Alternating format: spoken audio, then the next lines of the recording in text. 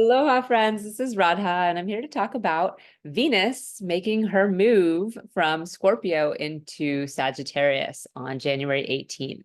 This is a big shift for us. Venus in Scorpio is a little stormy at times. There can be a lot of element of emotionalism in our relationships. We can go deep and we can go into places that are very vulnerable.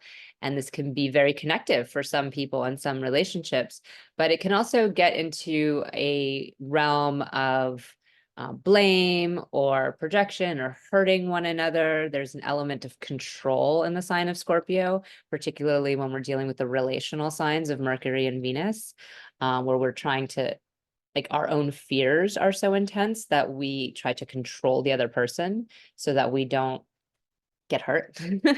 And sometimes we sting first. So the switch into Sagittarius really takes us out of that realm and into the more lofty realm of ideals and beliefs. We often find our happiness through connecting to our beliefs. So if there's, practices or groups that you belong to, whether that's something yogic or based in meditation, or whether that's something that really has nothing to do with that, but is just your own personal tribe and group of people that you feel related to. This is a way to light yourself up and find your joy and find your happiness. You might find it through reading a philosophy book or reading on some kind of topic that's interesting to you.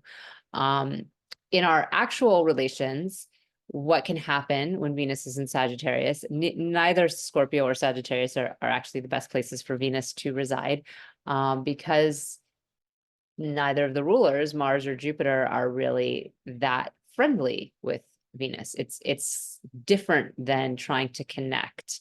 Sagittarius is focused on higher learning and our beliefs and our philosophies and our ideals. And when you're trying to connect with another person one-to-one, often what happens is we can bypass their lived experience. We can be like, oh, well, you shouldn't feel that way because this wonderful belief I have makes it so you shouldn't feel that way.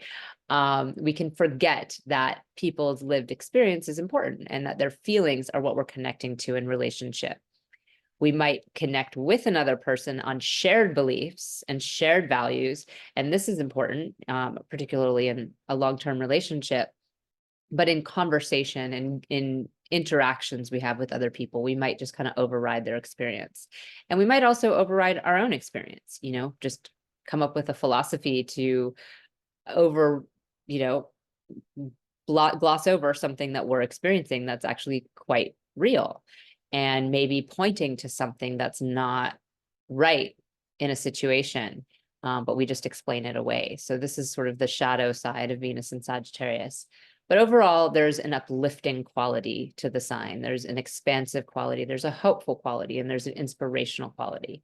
Fights are less common than they might have been when Venus was in Scorpio.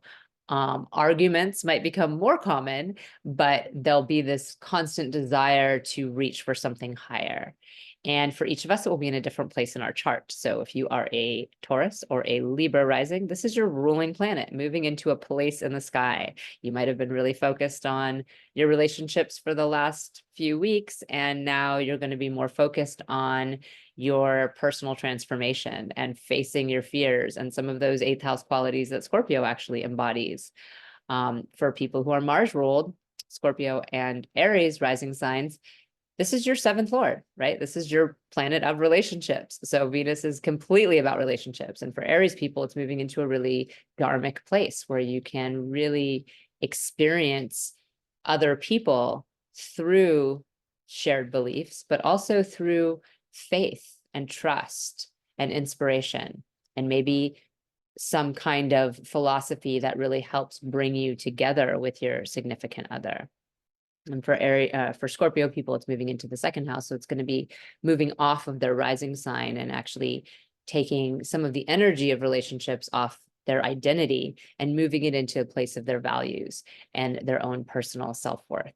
So I do breakdowns for all 12 signs weekly. And whenever there's a transit like Venus moving signs, that's included into the breakdown, which really says what this is doing for you personally. You can check that out on my Patreon site, Radha Home Astrology. And if you'd like to look further into what I do, you can go to radhahomeastrology.com. Have a blessed and beautiful day. Namaste.